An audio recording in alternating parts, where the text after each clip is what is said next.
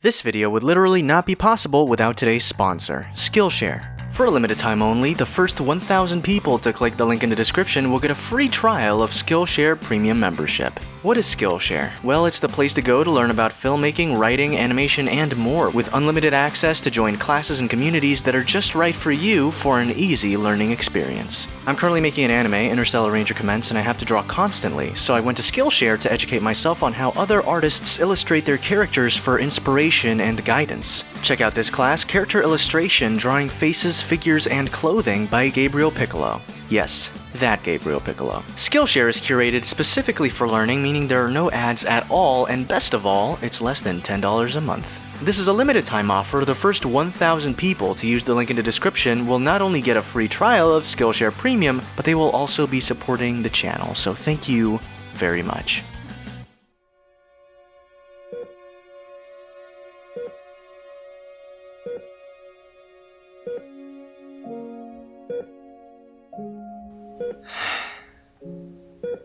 How is he, Doctor? Well, currently he's just sleeping. Won't wake up. Probably because a bomb went off in his face. Oh. People are trying to kill him, and I led them to him. This is all my fault. Wow, that's intense. Okay, so anyway, my diagnosis is that he is dreaming.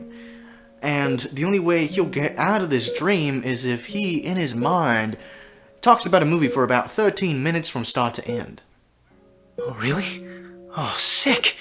That makes me feel so much better, Doctor. Thank you. Oh, I'm not a doctor. I just walked in. What?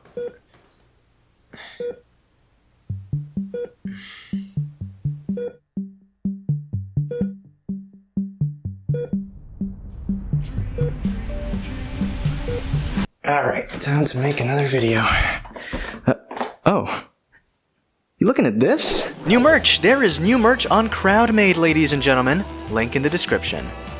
Hey everybody, welcome back to Browntable. So I've been staying home and watching some terrible movies because I need to laugh a bit during these times. So I was watching Spider-Verse, A Silent Voice, The Invisible Man, The Plumber, all terrible movies that you should never watch and never even attempt to watch, if you know what I mean. And so I was cleaning my disgusting weeb-ass room and I was thinking, holy shit, I've been living in mountains of garbage because I've been not going outside, so I've been sleeping on garbage. And so I was thinking, yeah, maybe I should clean this shit out.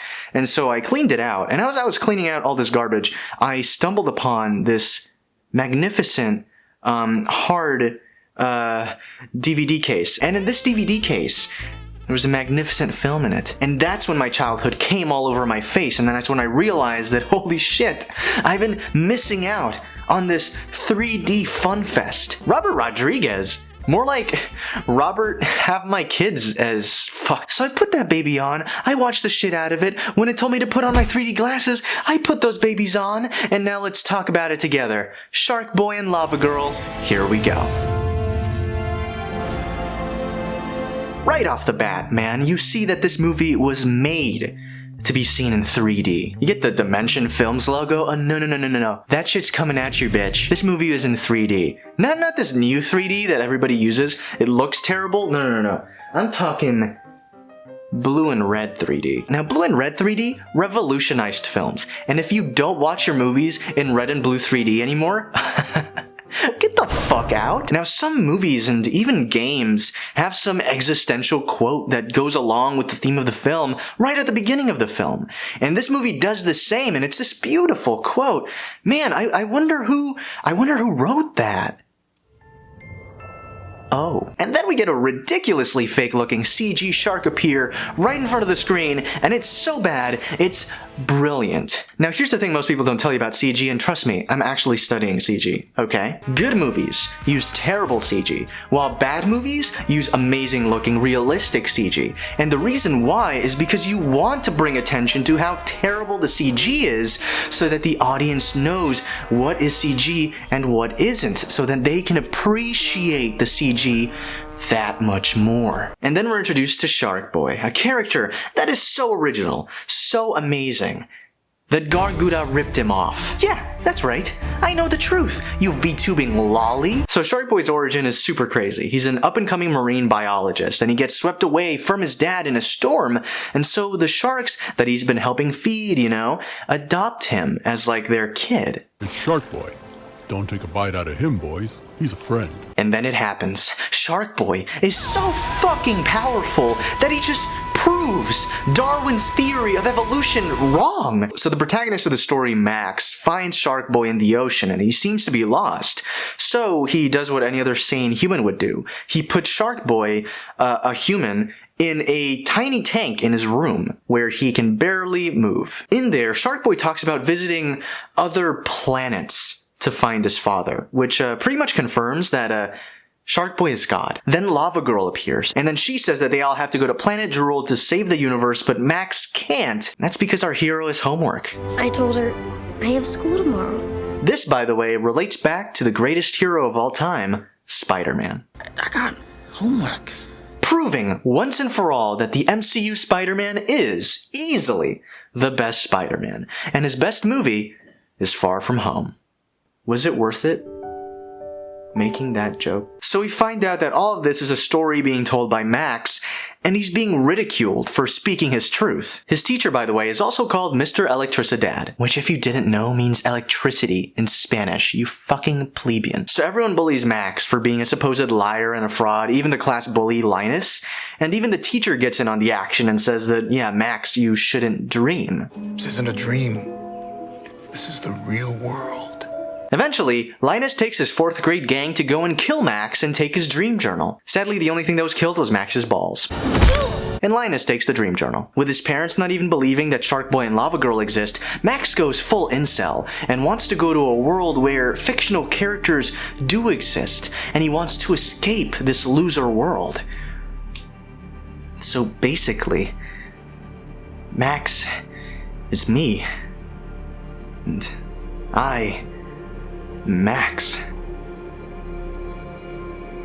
We are Legion. But then we cut to a scene where Max and his dad are talking about Tobor, a robot that Max tried to create a while back and never got to finish. The dad wants to finish Tobor, but Max says that Dad himself told him it wouldn't work and Tobor was eventually abandoned. And this message of letting parents in on how denying their children their dreams and not supporting their full creativity and how that can affect their confidence and self-esteem is weak. Who cares about emotional stuff? I just want to see CG. It's been 14 minutes already. Give me CG, please. So Max goes back to school and flirts with the teacher's daughter like the total Chad he is, and Linus walks in, taking the fattest L ever. Eventually we find out that Linus actually destroyed Max's dream journal, and they start arguing, and Mr. Electricidad even gets in on the action and starts absolutely roasting the shit out of these 9-year-old kids. I know everything, and you know nothing. Sharkboy and Lava Girl literally appear in the, no cap, most badass way possible.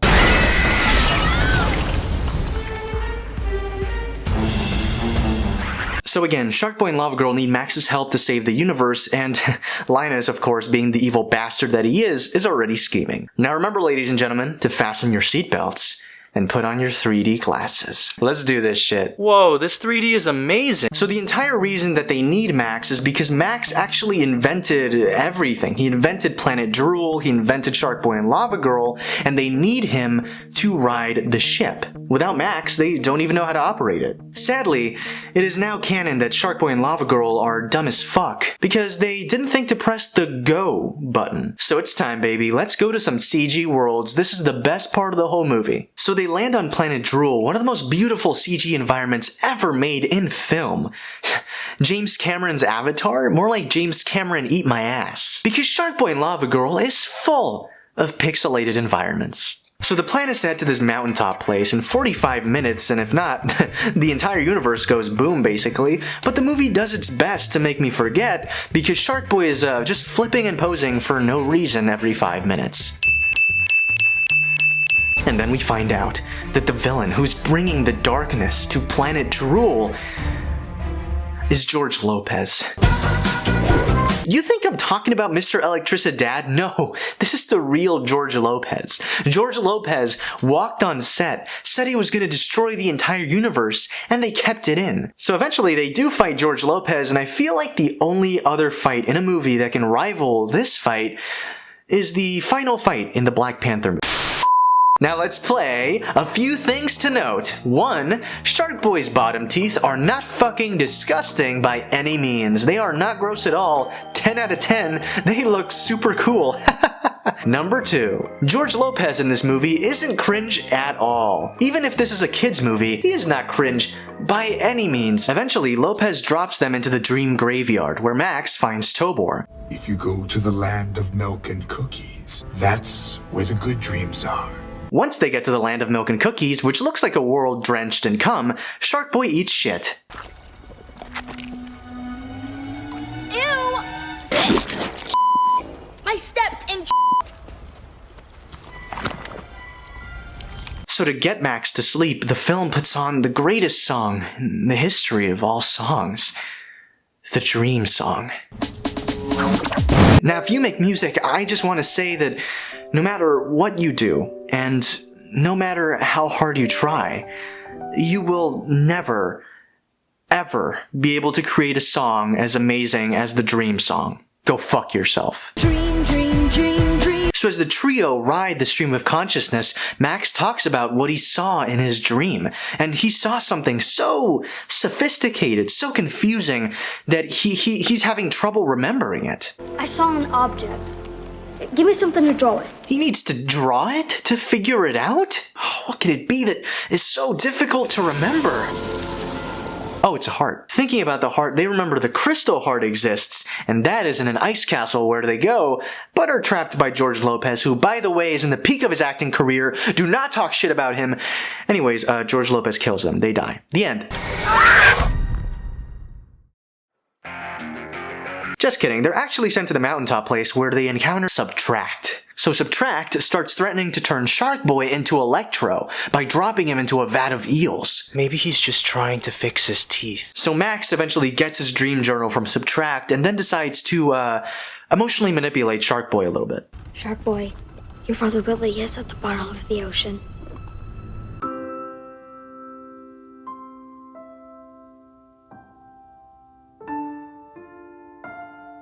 He's in a submarine.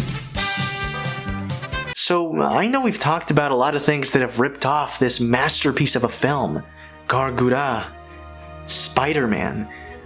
But none of them are as egregious as Frozen. Frozen not only stole the ice monsters, but the Ice Queen as well. And not just that, Lava Girl gets frozen solid, bruh. Am I watching Frozen?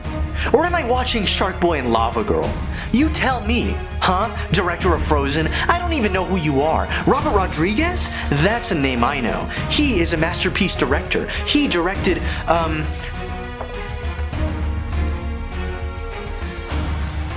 Spy Kids 4, and you? What have you directed?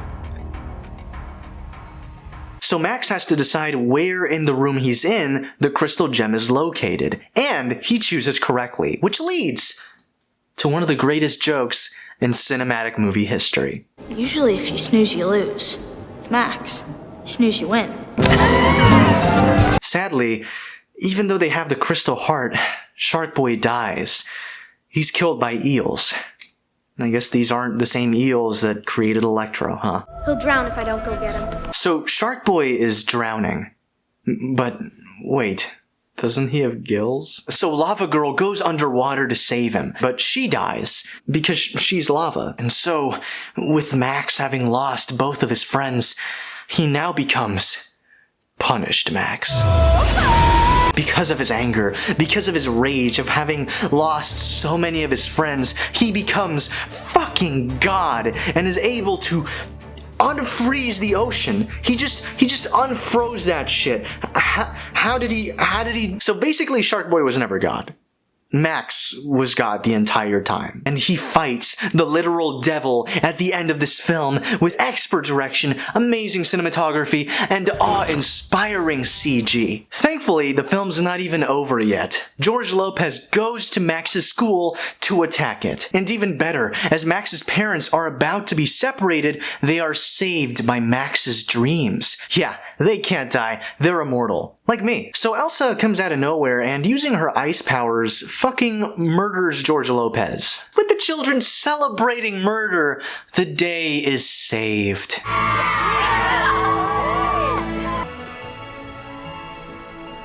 And that's Sharkboy and Lava Girl. What an amazing film, and hopefully, I'll wake up now. Dream, dream, dream, dream, dream, dream.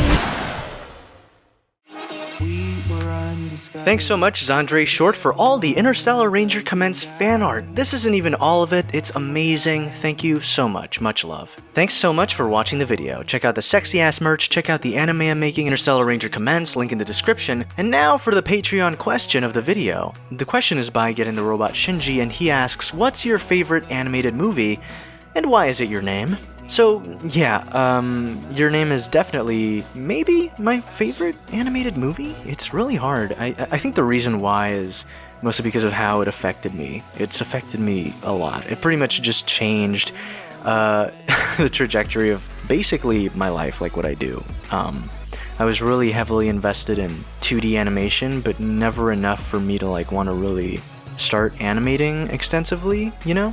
But then anime came along into my life in the way of Your Name and My Hero Academia as well. And then I was just like, wow, this is so good. I want to do this. This is amazing. And that's why, you know, I have Browntable Animation now on the channel. And that's why I'm making Interstellar Ranger Commence. And I love the movie because of how fluffy and emotional it is.